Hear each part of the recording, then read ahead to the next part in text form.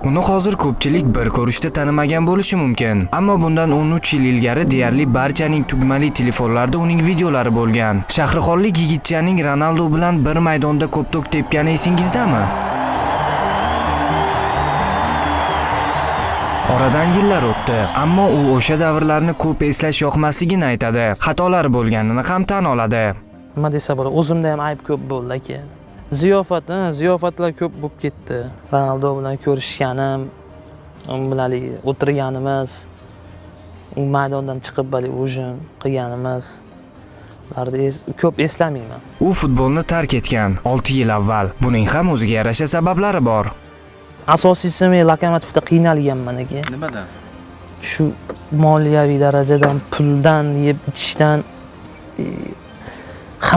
hamma tomonlama qiynalganman aka. Kerak bo'lsa 1-2 kun ovqat ham yemagan paytim ham bo'lgan.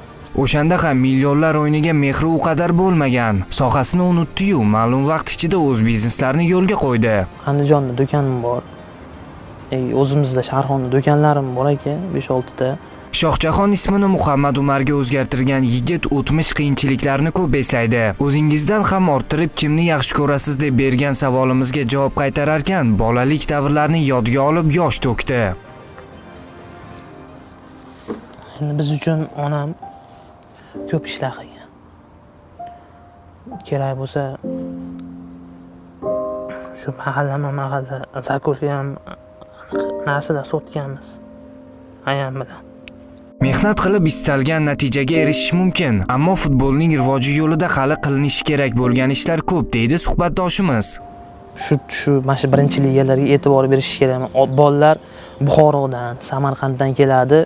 Katta bolalar, endi 93-yil bolalar oyligi qancha bir 4 million, 5 million bersa beradi, bermasa bermaydi. Pul yo'q. Shundan bolalar nima deydi, pul topishim kerak, oilamni boqishim kerak deb turib, futboldan sekin-sekin chiqib miyasi o'zgarib ketaveradi aka.